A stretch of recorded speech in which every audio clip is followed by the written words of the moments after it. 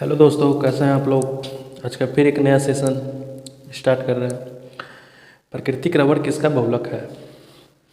Isoprene का, vinyl acid का, acetate का, प्रोटीन का या स्टायरीन का? ये इनमें से कोई नहीं है उपयुक्त में से अधिक। क्वेश्चन कह रहा है प्राकृतिक रबड़ किसका बहुलक है। इस क्वेश्चन का आंसर हो जाएगा ऑप्शन ए, प्राकृतिक रबड़ ही हो जाएगा। ये आइसोप्रीन का बहुलक है। जैविक परिचयकों की में मुख्यतः होता है ethyl alcohol, formaldehyde, ammonia, chlorine या इनमें से कोई नहीं या एक से अधिक।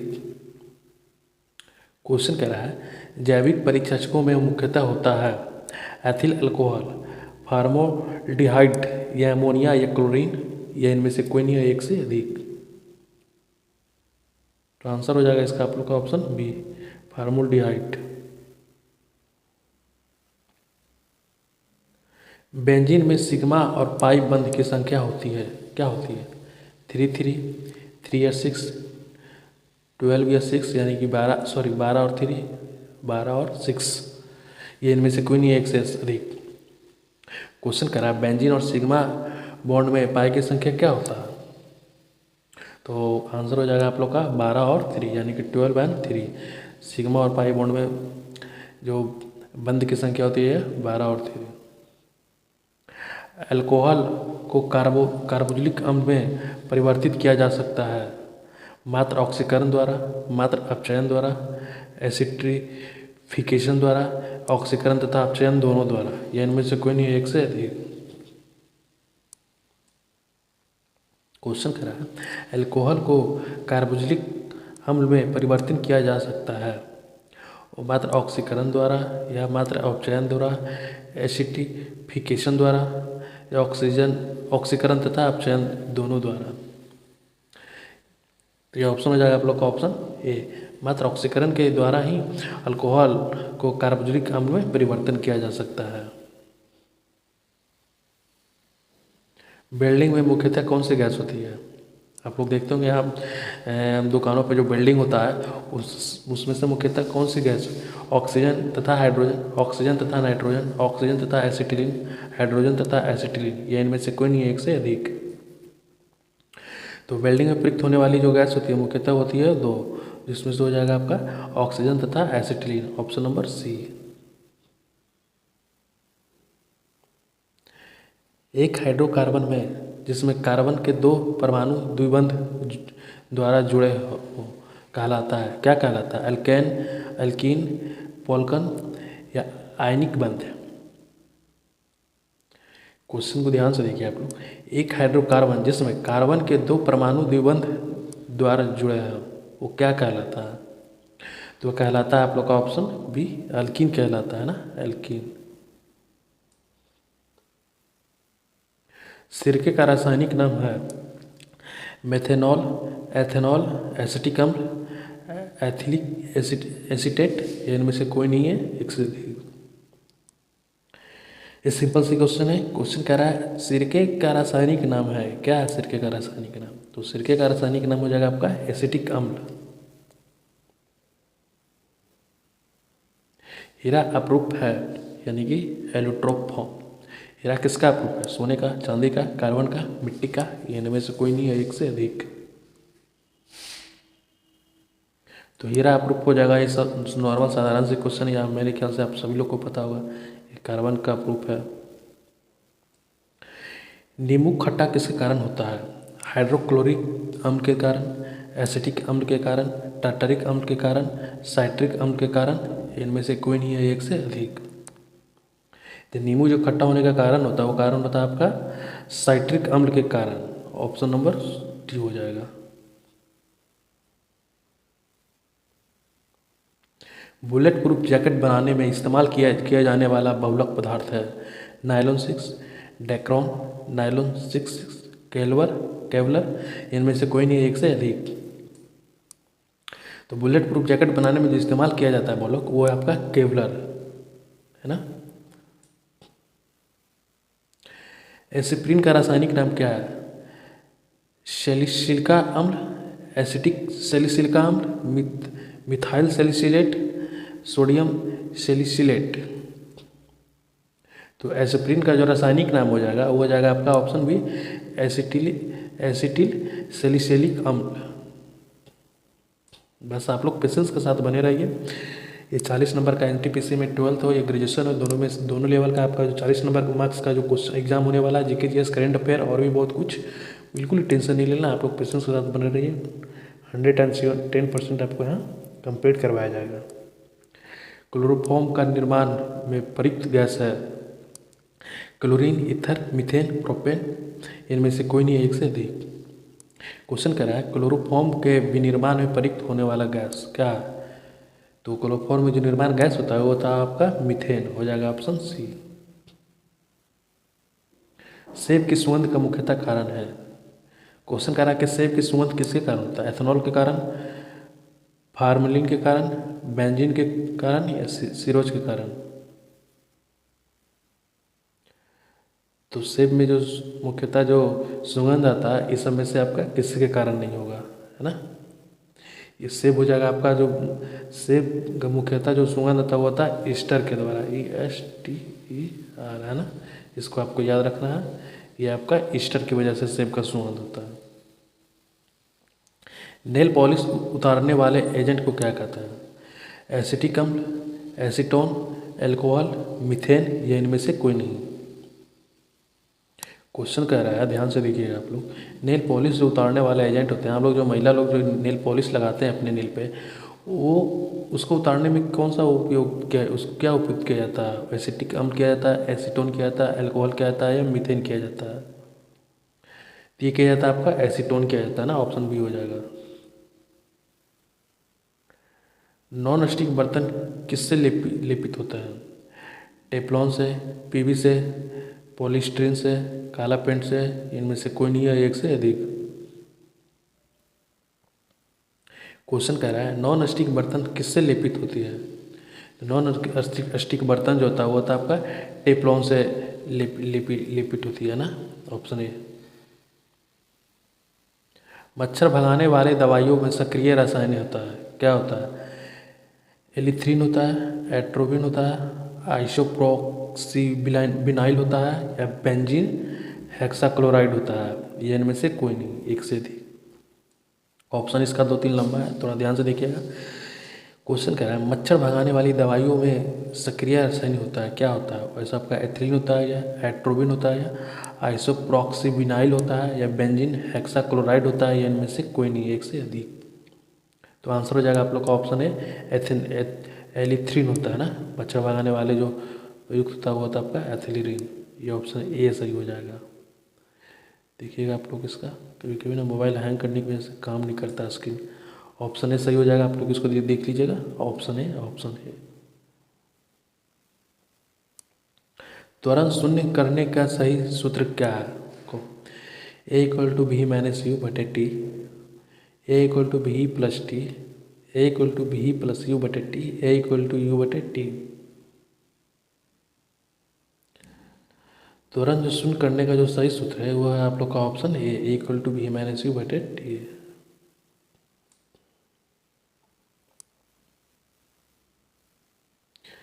किसी पदार्थ का घनत्व ज्ञात होता है, किससे होता है? साक्षेपिक से, समतापिक से,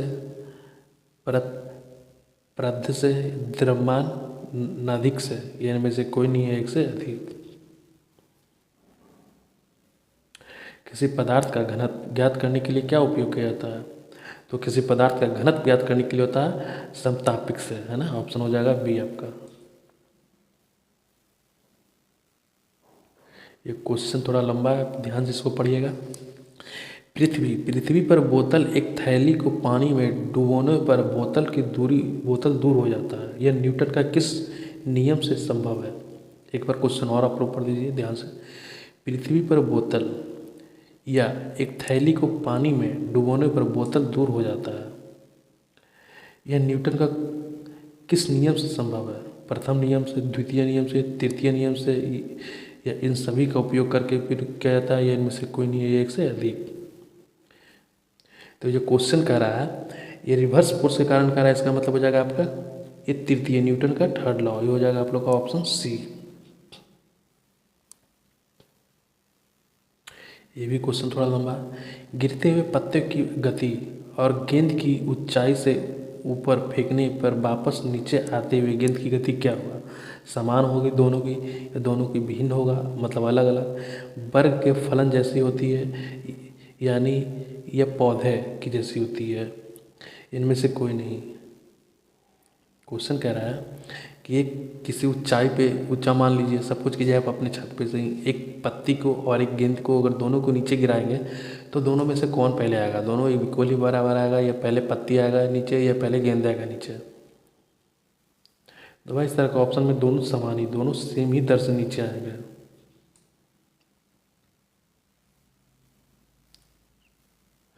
आर्द्रता और प्रसरता के बल क्या है?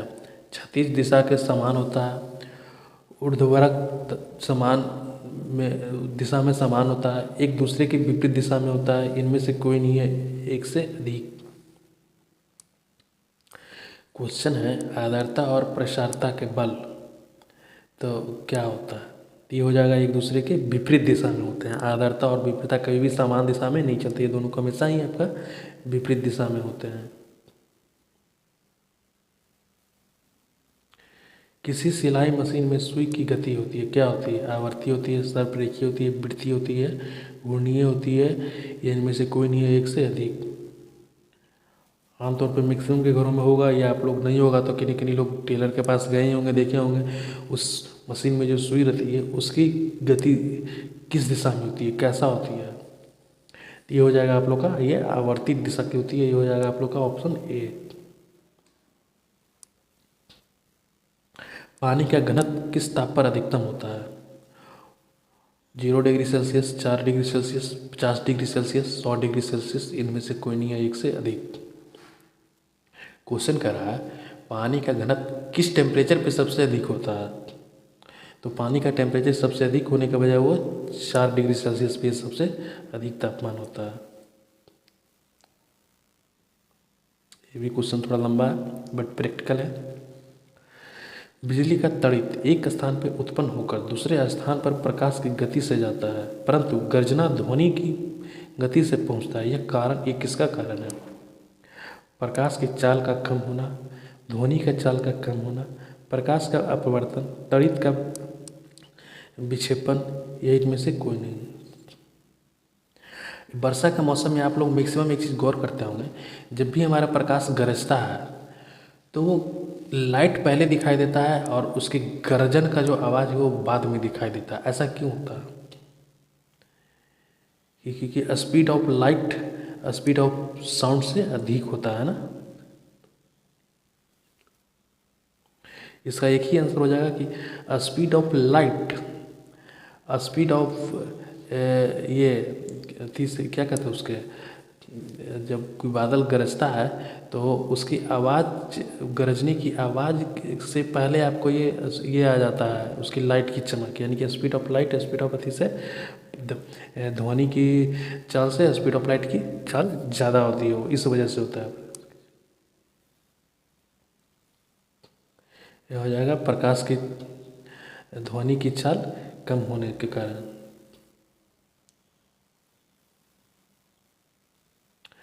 एक क्वेश्चन करा 5 न्यूटन के क्रिया बल का तुल्यकारी बल न्यूटन के कौन सा नियम समझाता है? इसका आंसर है, इसका क्वेश्चन है एक पिंड को गति देने वाला 20 न्यूटन के बल है ना।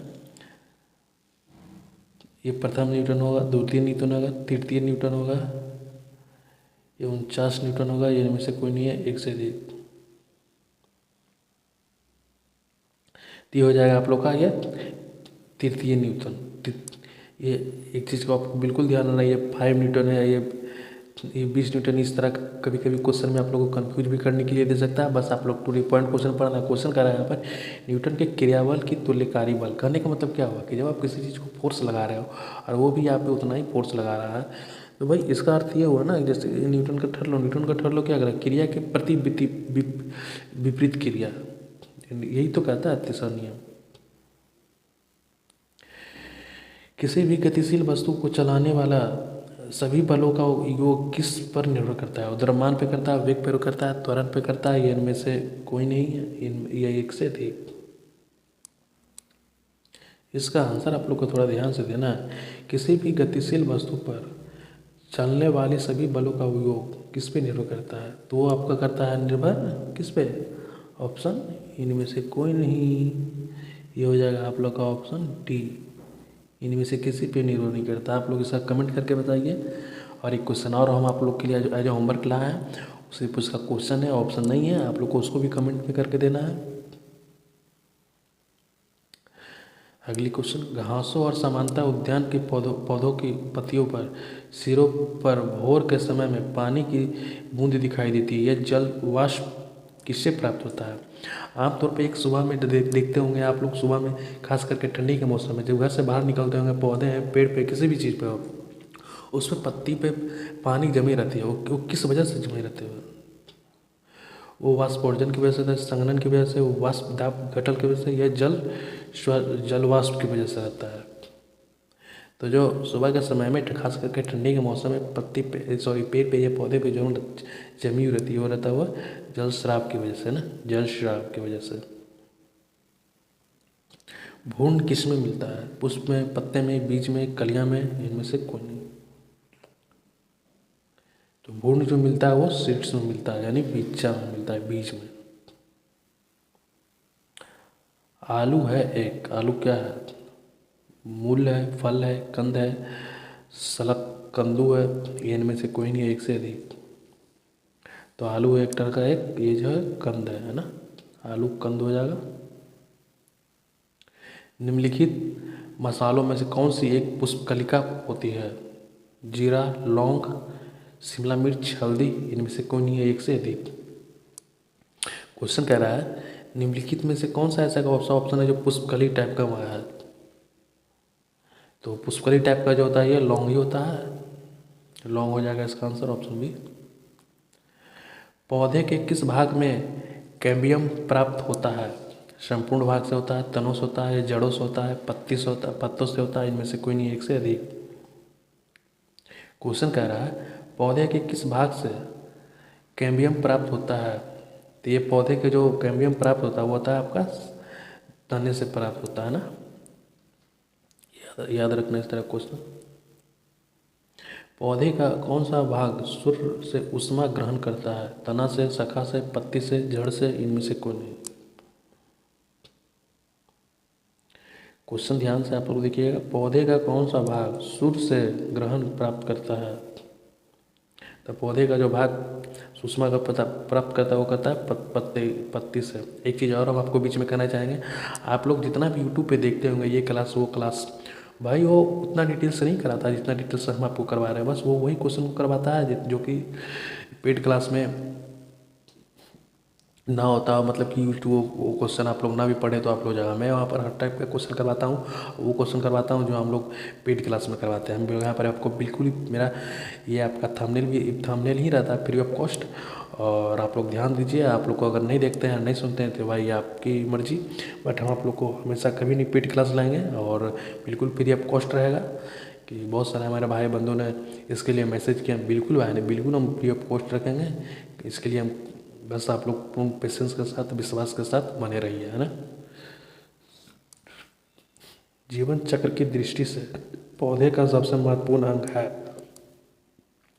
पुष्प है, पत्ती है, तना है, जड़ है, इनमें से कोई नहीं।